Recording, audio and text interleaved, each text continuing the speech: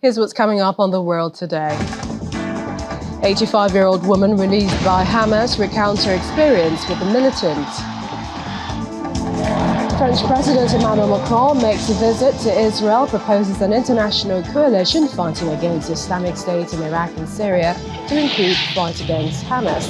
Plus, 17 people are killed, more than 100 others injured following a train collision in Barab, Bangladesh.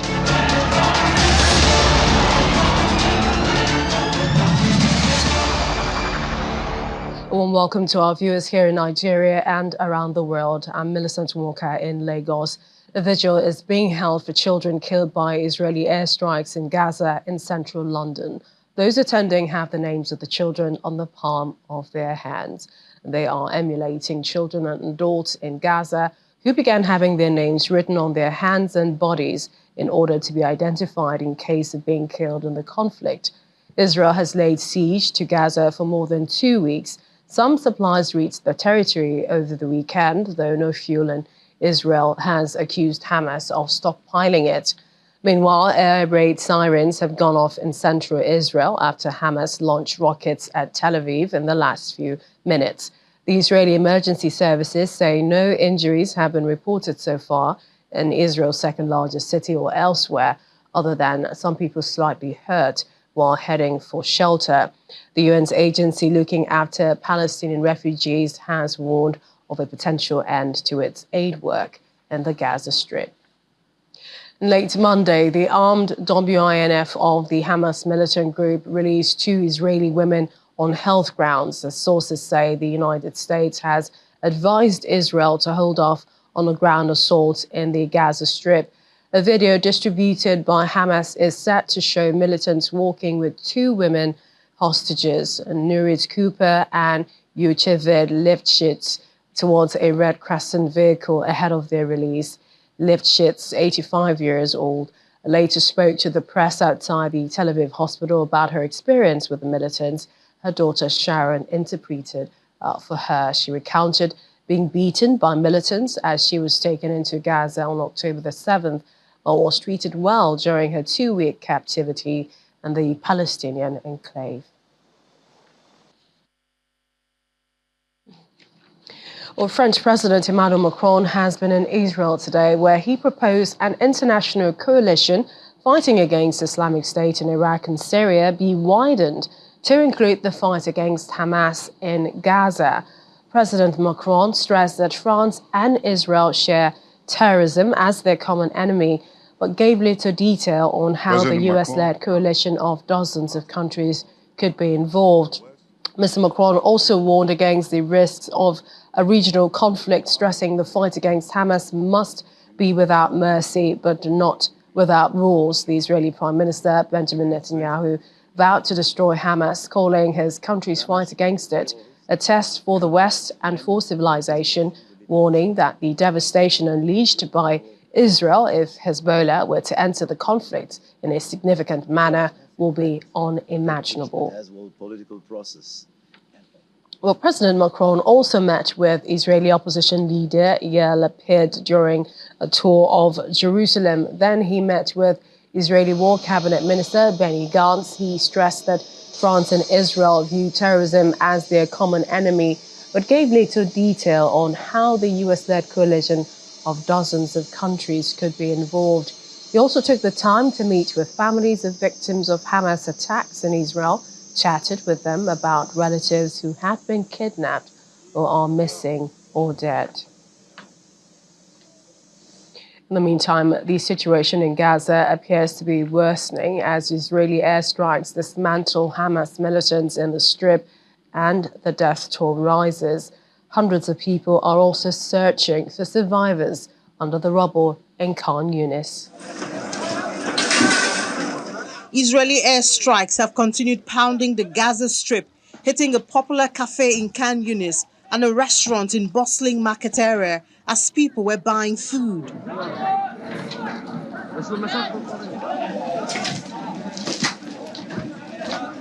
The result is several casualties, some of them under the rubble.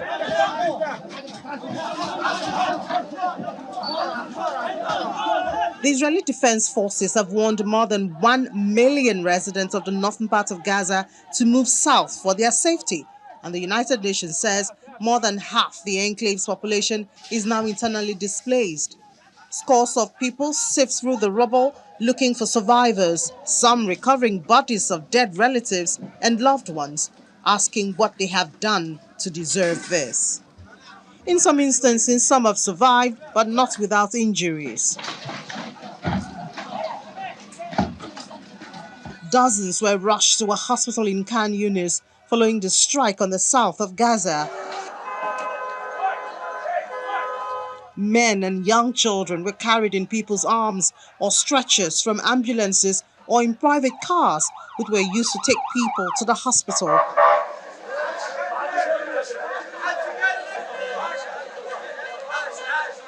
The Sa'akhla family, who fled to Khan Yunis to escape the relentless Israeli bombardment on Gaza City, buried more than 50 of their members after airstrikes hit the houses they were staying in on Monday. Mourners could be seen at the Nasser Hospital morgue carrying shrouded bodies of women, men and children belonging to the Sa'akhla family ahead of their burial. Their relative Amma al-Bata called what happened a massacre that he could not describe in words. Palestinian authorities say nearly 5,800 people have been killed by Israeli air and artillery strikes that followed the October 7 attack by Hamas militants and stormed into Israel, killing more than 1,400 people and grabbing more than 200 hostages. Twins Watin and Ahmed survived an Israeli airstrike that hit their home around 2 a.m., but their mother did not. They are now separated.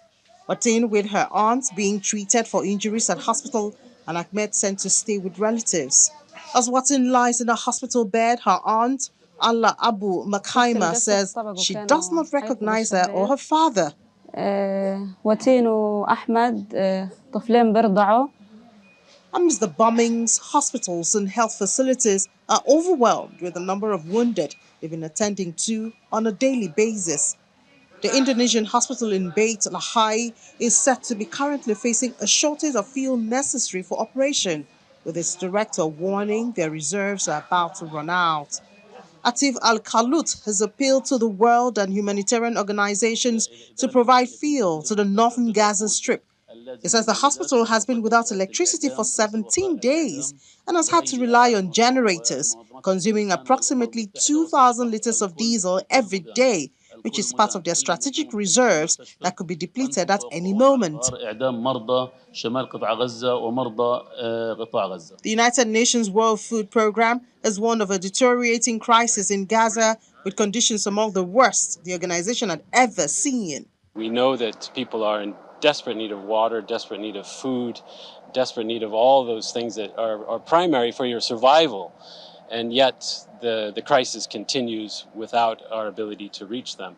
So the situation is as bad as we've seen anywhere in the world, and we know in the next days it's going to be very tragic for many. It is not sufficient at all. We do not have the access that we need, both to access Gaza itself, but then within Gaza to be able to move commodities, to be able to ensure that our safety of our staff on the ground. We do not have those assurances at all, and therefore we cannot access the people that need the desperate assistance that we can provide. It's only going to get worse.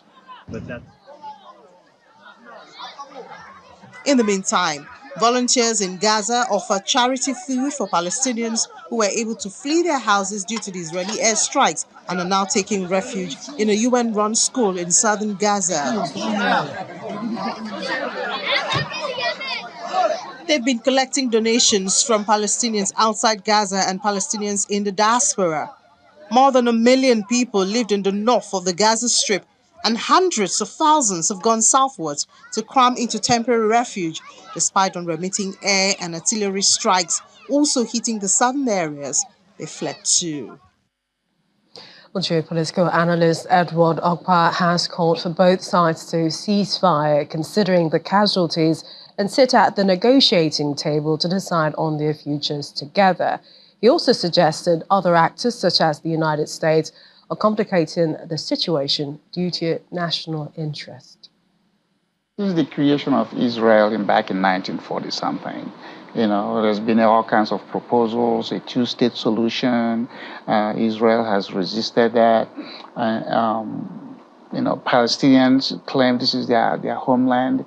So for how many years now, coming on 70-something years, we've had this crisis. And you know, so you can look at Hamas as terrorists, but they are freedom fighters. And then Israel said that we have the right to defend ourselves. So how come these two neighbors, you know, the saying, love thy neighbor, how come these two neighbors haven't found grounds to love their neighbor or love each other? And then America takes, you know, what I might consider undue side. You know, supporting, you hear this stuff, we're going to stand by Israel. But at the same time, the Palestinians are human beings. You know, they're dying. And they are Palestinian Americans, just like you have the Jewish Americans. So what the point is, the Jewish Americans have more influence for what happens in Israel. So, you know, I don't know what's going to happen to make these two people, these two various opposing sides, to come to terms and have a peaceful coexistence. You look at how the map is, you have the Gaza Strip, and then you have the West Bank, and then Israel is marked in the middle. And so how, if you're a Palestinian, I have never seen a country where you have, except for like the US, where you have Hawaii and Alaska. But, you know, these two people have to come to terms. No matter what the world says, until the two sides decide on a solution that is useful for their own peaceful existence, is not going to happen. Qatar's ruling emir has called on the international community not to grant Israel unrestricted authorization to kill, and that is to kill Palestinians in its fight against Hamas in what he called a dangerous escalation that threatens global security. Sheikh Tamim bin Hamad Al Thani said in an annual speech to open the Gulf Arab States Advisory Shura Council that Israel should not be granted an unconditional green light and unrestricted authorization to kill. It is his first public comment since Qatar began its most recent efforts to mediate between Israel and Hamas since the October the 7th attack by Hamas on Israel. The wealthy gas producer has had an open dialogue with both Israel and Hamas, which has brought about the release of 4 hostages held by Hamas. Well, back in Israel, the police and Shin Bet intelligence agency have released footage from their interrogations of captured Hamas gunmen who took part in the October 7th rampage of Israeli communities. We cannot verify whether the individual was speaking freely or under duress, but in the video clips, one handcuffed Hamas man sitting beside a desk is heard describing the orders they received regarding Israeli civilians to kill the men and bring the women, children, and elderly as hostages. Another with an injury on his face said they were told their price for bringing captives would be a new home and $10,000. Well, coming up after the break. Republicans still trying to find consensus on a new speaker to lead Congress and address funding needs for Israel, Ukraine, and the federal government. We have details in a moment.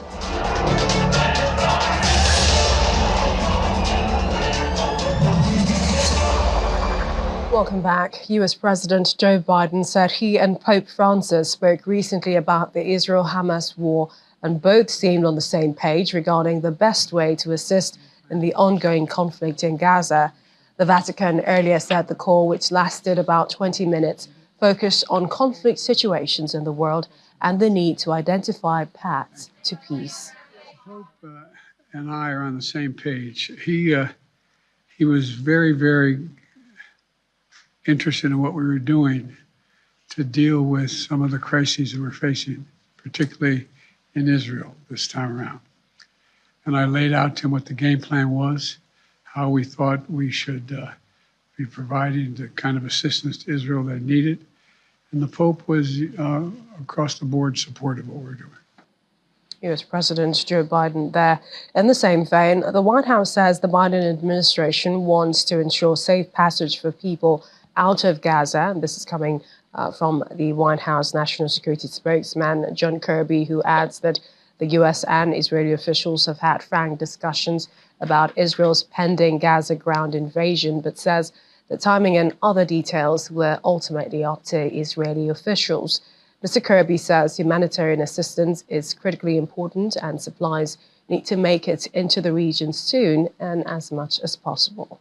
I think there's a lot of factors going into why there's no exit out. We're glad that stuff's going in, as Kareem briefed y'all, but we still want to see safe passage out, and particularly for the several hundred American citizens that we know are in Gaza and want to leave. And Ambassador Satterfield is on the ground working this very, very hard. But there's a number of factors, and I think security, certainly Egyptian officials have spoken to this. I mean, there's they've got legitimate security concerns, and again, we just need to work through that. Let's just talk about humanitarian assistance writ large. And you heard Kareem, we are getting food, water, medicine in to Gaza. Not enough.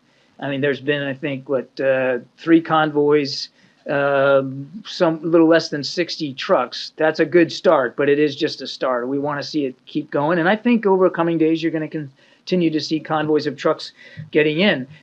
But as I said, I think to Steve's question, we're not dictating military terms to the Israeli Defense Forces. They have a right and a responsibility to go after these terrorists, and they certainly are going to do it in a way that they choose to, that they believe is appropriate to the threat.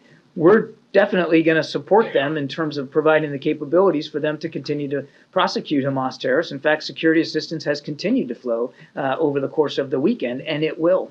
But we're not dictating terms to them.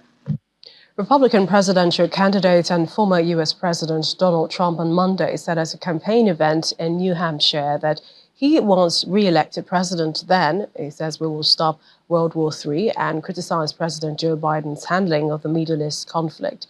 Mr. Trump made the comments after he filed paperwork in person for the New Hampshire presidential primary. Israel's military said it was preparing for unrelenting attacks to dismantle Hamas. The Palestinian Health Ministry said the Gaza death toll in 2 weeks of the airstrikes had topped 5,000.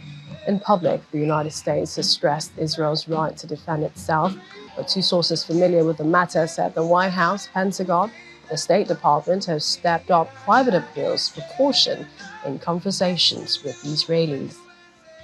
To every American who's terrified that Crooked Joe's weakness will cause catastrophic global conflict. Excuse me, it already is. I make this promise to you as president. I will restore peace through strength, and we will stop World War III. We will not have World War III. And I know all the players. I know them all.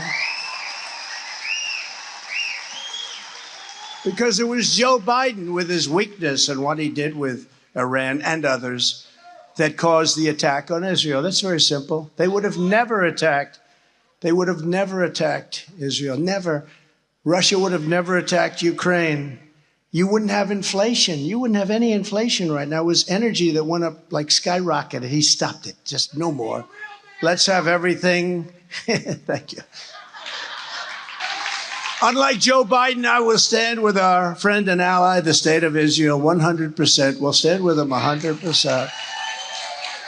And unlike Crooked Joe, I will fully support Israel's mission of ensuring that the terrorist group Hamas is defeated, dismantled, and permanently destroyed. They have to destroy them. And they have to be careful in their type of attack. Going in is a lot of risks to that with the mines that are put all over the place in the tunnels probably. Bad things can happen. There's other ways of doing it also, but they know what they're doing and they have to do it right. But they have to be tough and they have to win. They have no choice. They have to win. Former U.S. President Donald Trump. Joining us now is international affairs analyst Charles Chukwunaru. He joins us from Canada. Thanks, Charles, for joining us on the program. I saw you smiling when we were hearing the former U.S. president talk about, selling himself essentially, and then saying that he will stop World War III. Do you have faith, and do you think that with all of the global issues, that's probably where the world is heading? Well, I hope not. And I think not. The world has come close to that several times in the past, and then I believe we all want peace. So it's not going to happen. Those are just usual Trump campaign rhetorics. So we see focus is turning to the casualties and the humanitarian situation in Gaza. The destruction is evident in the videos. Some say, are real, some say they're not. But then we are seeing the real videos. We see buildings being flattened, hospitals overflowing with those who are injured. Of course, more dead bodies are being pulled up from rubbles. The UN says a desperate situation exists in Gaza. Do you see Israel, do you think that they should consider a ceasefire? Well, it's not what I consider, it's what is practical, what can happen. Israel will not consider it. Make no mistake about it. Let nobody make any mistake about it. Israel will not consider a ceasefire until the hostages are released. It's not a matter of if I had my way, I would call for a ceasefire and it will happen and there will be peace, but it doesn't work that way. Israel will not cease fire until the hostages are released. If it means going in there, Israel will go in there, but I hope they do not. I hope the hostages get released so that we can manage this conflict to a ceasefire. But what would you say Israel would take that posture, seeing as the whole devastation that's being created and also the Palestinians that have died? Well, it's unfortunate. These are collateral damages. What Hamas thinking? You see, we need to make a distinction. I've heard people saying Israeli-Palestinian conflict. No, this is Israeli-Hamas conflict. I have several work colleagues from Palestine. Palestinians are very peace-loving, very kind, gentle people. I've never seen such. I never believed until I happened to work with some Palestinians. I said, what? These are good guys. But this is Hamas. Now, what was Hamas thinking? You think you can go into Israel, slaughter people? No, Israel will react. That's a declaration of war. Remember, Hamas is a government. Let's get it clear. The people of Hamas made the fatal error of electing Hamas, a terrorist organization, to rule them. Now, the innocent people of Gaza are paying the consequences of Hamas terrorism. It's so unfortunate. It's heartbreaking what is going on. You cannot see what is going on and not crop it. But that is the reality. Hamas is a terrorist organization, and the people of Gaza made a fatal error of electing Hamas to govern them.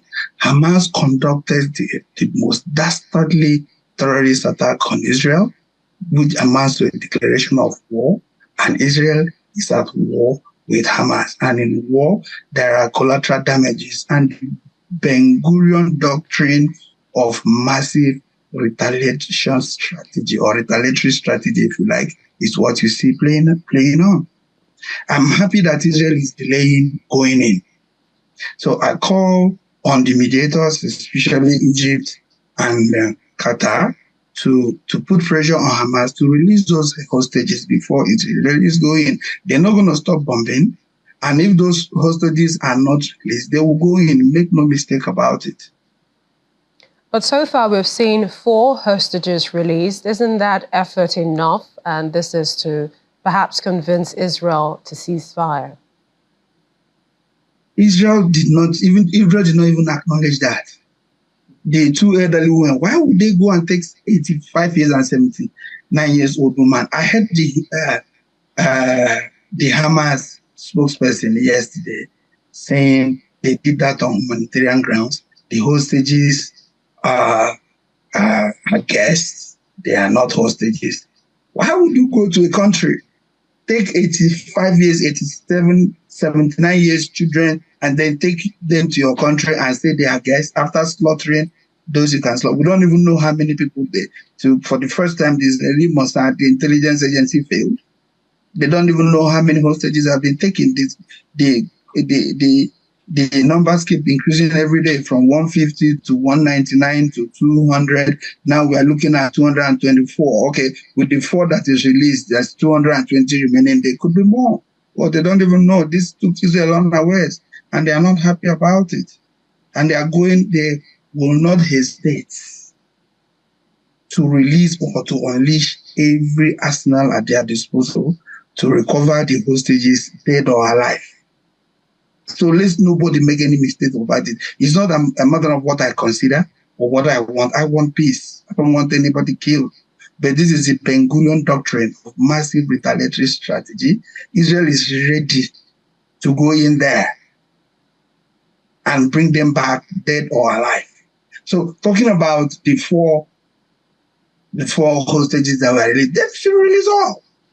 If they release all, Israel will lack the justification or the moral impetus to go in. But another thing we must understand here is that Israel is going to go after Hamas. So even when the hostages are released, what will happen is that the ground offensive, the rate of attack is scaled down, but they will go after Hamas on the ground. So let's not make any mistake about that. So either way, you're saying that Israel will continue its pounding and that the people who are in between, the Palestinians, the innocent families, will continue to suffer. The humanitarian situation is really dire and getting worse. We hear 8 trucks have also begun entering into Gaza from Rafah crossing. Do you think that is enough from that angle, especially the help that they're getting from international communities, for some of the trucks that are coming in to expected to make the trip? No, it's not enough. Israel should be magnanimous enough to allow at least 100 trucks a day. It pains my heart. I know Palestinians. I have more colleagues who are Palestinians. The ordinary Palestinian is not a bad person. These are very nice people. They are suffering. They made the fatal error of electing Hamas to govern them. But be that as it may, I'm pleading that as much as 100 trucks should be allowed in every day. People are dying. People are suffering. Over 1 million internally displaced. Thousands of people killed. By the way, the figures that are being bandied, it's hard to verify. I personally, I don't believe that up to 5,000 people have been killed, but be that as it may, a lot of people have been killed. Women and children suffering. This cannot go on. Please let the world speak to Israel to allow. I know they have been hurt. I know they are justified in and whatever they are doing to release, to get their people back. But an eye for an eye will make the whole world go blind. Unfortunately, that's the strategy Israel and Hamas are adopting over the years. But so they should let all the 8 trucks go in, please. What's your take on perhaps?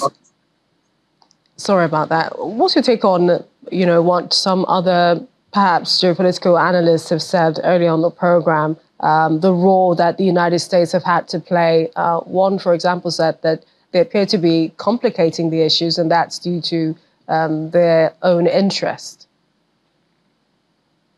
Well, United States of America is Israel, and Israel is United States of America. So what do you expect? In fact, this mistake started right from the outset. The Balfour Declaration of a homeland state for Israel. It started from England, but at the time when Truman wanted to implement that, the British had a second thought. The 2-state solution, Britain didn't think it would work, and they are right, because it hasn't worked. Why not 1-state solution? Like you have Zanzibar and Tanganyika coming, is it Zambia or whatever? And then you have Trinidad and Tobago, so that these are brothers and sisters. These are half brothers. These are cousins. These are the same people. You can't even tell the difference. The 2-state solution hasn't worked. It's a mistake. So who knows? Perhaps if the Americans had listened to the British, if 1-state solution would have worked, where they will have initial problems, they will fight, they will settle, they will live together, especially because of the status of Jerusalem. Who's going to have Jerusalem? Israelis will never let go. Palestinians will never. Anyway, back to your question about America. America is pro-Israel. America cannot be unbiased here. We will continue to see how things unfold. Thank you so much for joining us, International Affairs Analyst Charles Chukwunaro, joining us all the way from Canada. Thanks again. Thank you. Thank you for having me.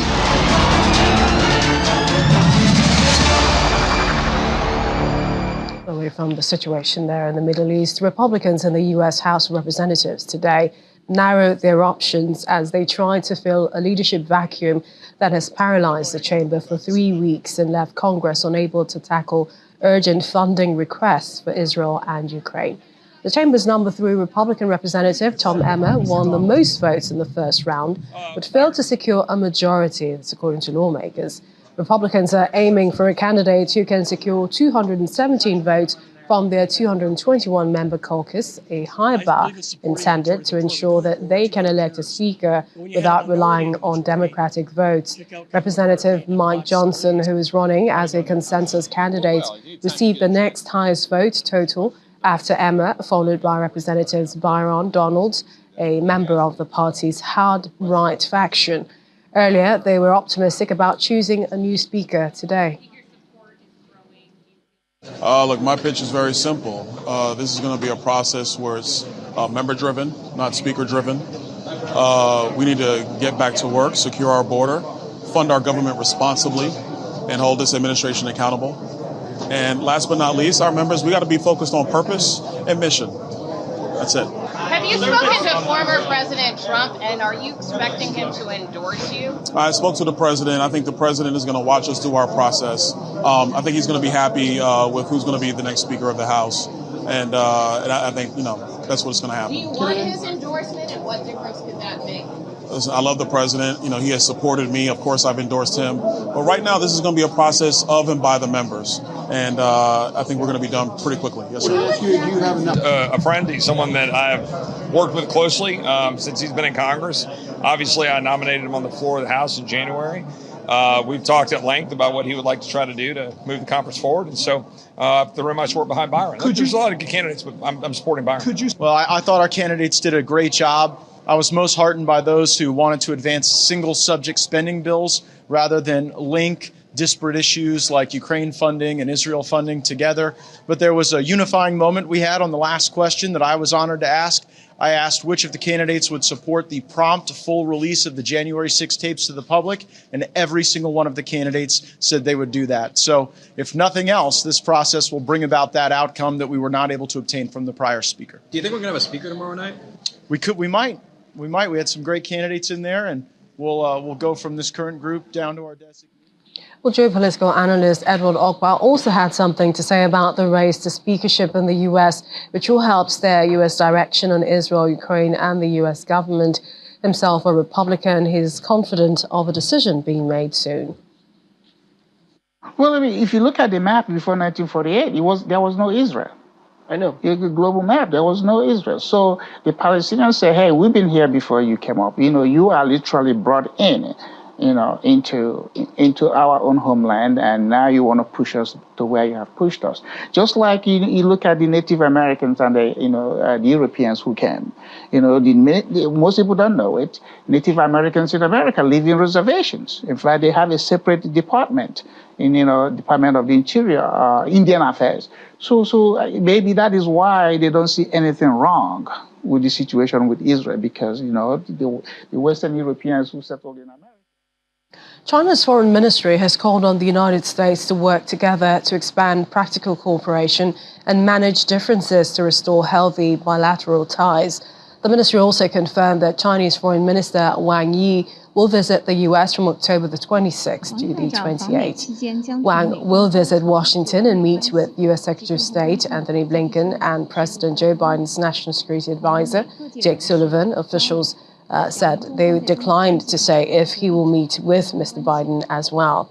The trip will be the highest level in-person engagement ahead of an expected meeting between U.S. President and Chinese leader in San Francisco in November. It is also the long-awaited reciprocal visit after several top U.S. officials, including Blinken, visited Beijing this summer.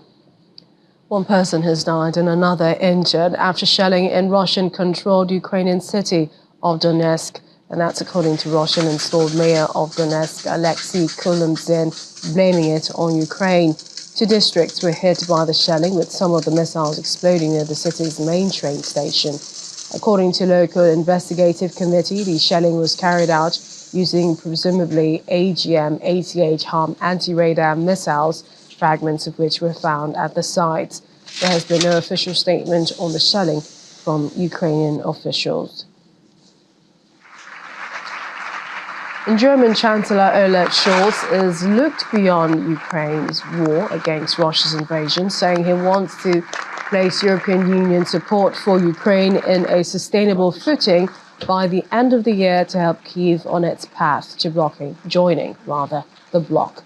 The Ukraine facility will bundle grants, loans, private and public investments alongside the grants Ukraine already had access to as a candidate for EU accession. He told a forum in Berlin aimed at encouraging German businesses to invest there. He said more than 2,000 German businesses are already operating in Ukraine despite the war, with 35,000 employees working at suppliers to Germany's auto sector. Berlin would host a Ukraine reconstruction conference in June. The city of Donetsk has been under Russian control since 2014, but Ukrainian troops continue to hold positions on its outskirts, and the city regularly comes under artillery fire. Well, still to come on the program. Human faces sculpted into stone some 2,000 years ago appear along the Amazon River in Brazil. We'll have details when we return.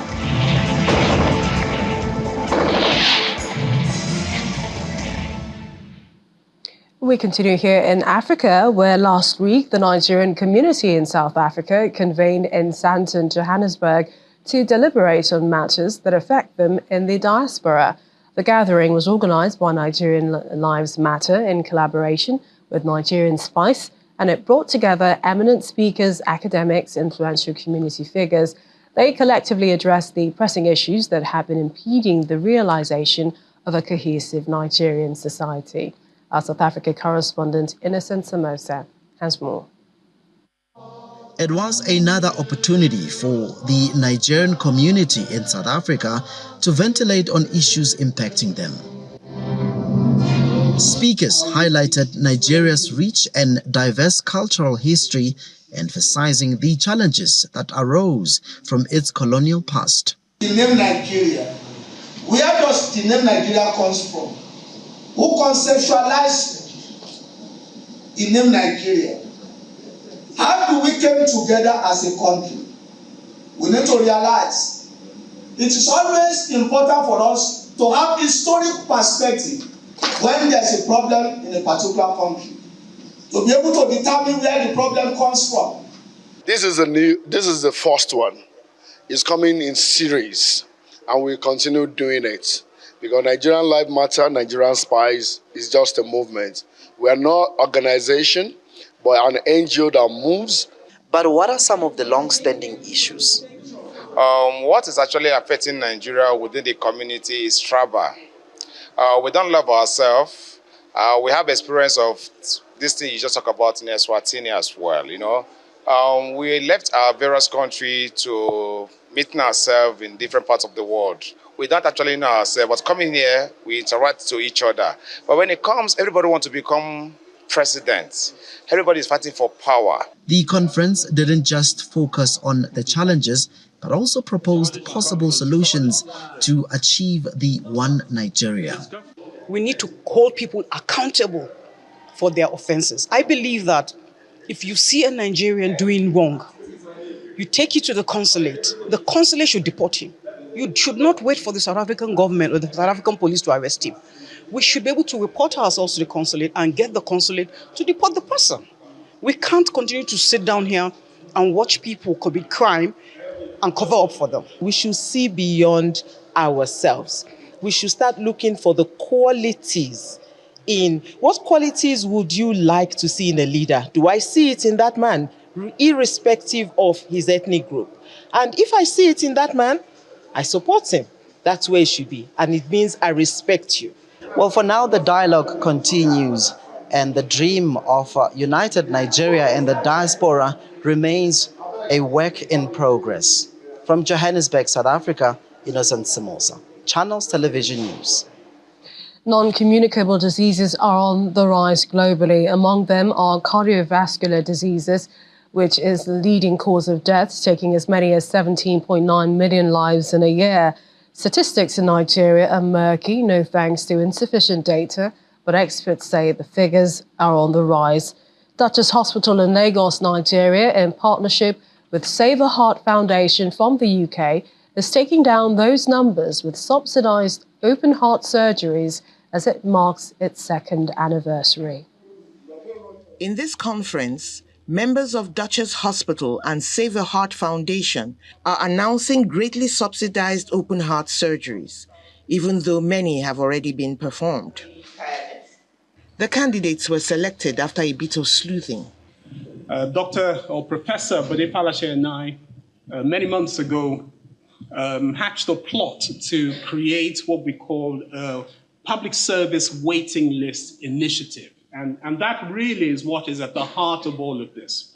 The principle of that was that we decided that it would be reasonable for us to consider a plan that would bring individuals in the public sector who have been waiting for life-saving heart surgery, some for months, years in some cases, into the private sector, because so they can benefit from the wonderful facilities that we have here. The idea is to make sure needed heart surgeries can be performed after the Save a Heart Foundation team goes back to base in the UK. We've identified individuals who have capacity and capability, and one of them is their very own Professor Falashe. He was among those that we brought first to Ireland to train, and he yielded fruit because he came back. And it's one of the 3 units in the public hospital that's able to do continuous, sustainable cardiac surgery in Nigeria.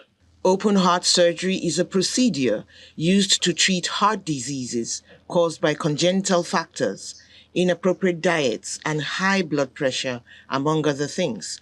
Some beneficiaries of open heart surgery testify of an improved quality of life. I want to say thank you for a second chance, because I know this is a new phase for me. I'm active, and my engine has just been repumped, revamped. They also confirmed they receive top-notch service at a third of what it would cost in a private hospital setting and less than some public hospitals. The chairman of Reddington Group of Hospitals, Dr. Adeyemi Onobowale, is delighted that capacity has been transferred to local talent. The fact that the heavy lifting in these surgeries were done by Nigerians that are local.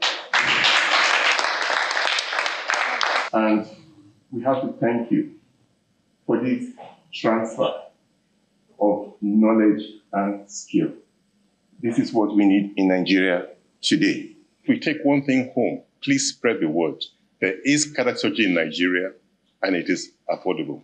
The initial intent was to perform 10 procedures, but so far, more than twice that number have gone successfully under the knife, and the surgeries continue.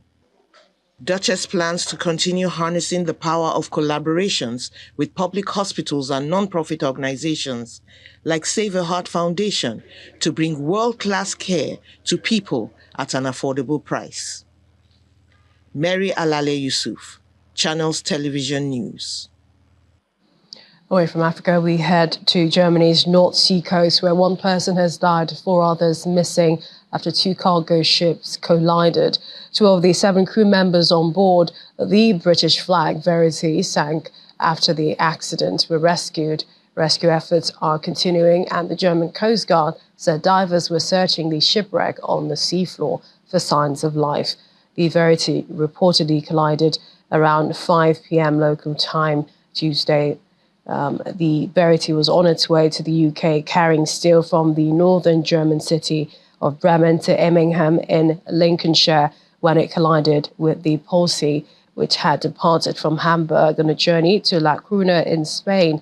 None of the 22 crew on the Posse were injured. Meanwhile, at least 17 people were killed and more than 100 injured in a train collision Monday evening in Bayrab.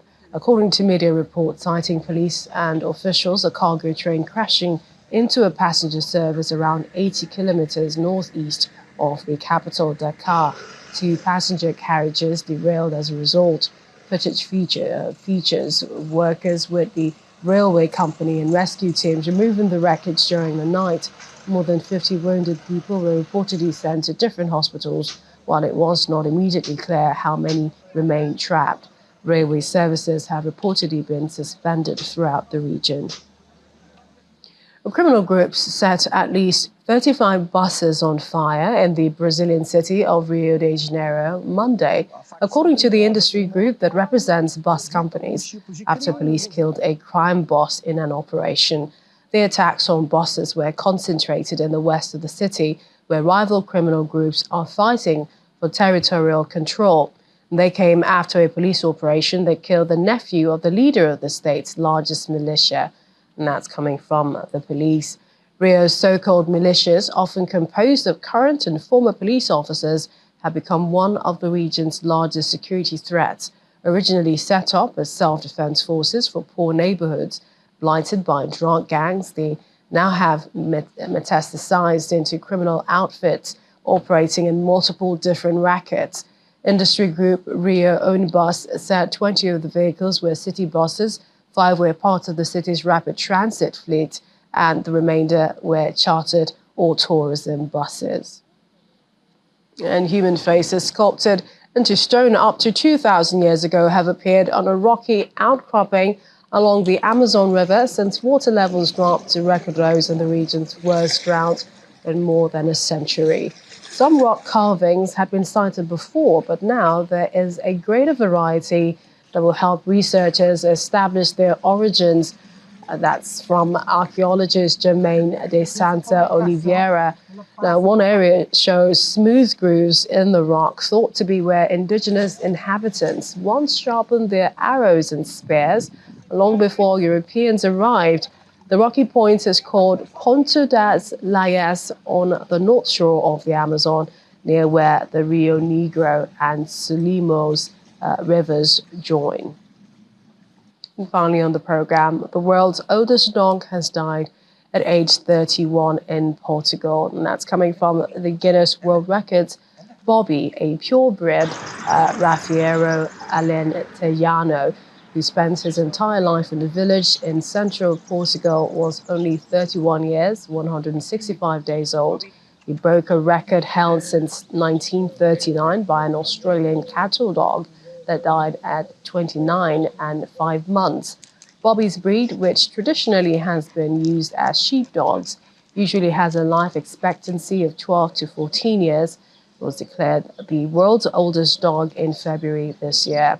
His owner, Leonel Costa, attributed his longevity to a number of factors, including living in peace in the countryside, never having been chained up or kept on a leash, and always eating human food. Well, good night, Bobby. And that's our show this evening. Many thanks for watching. I'm Melissa Walker.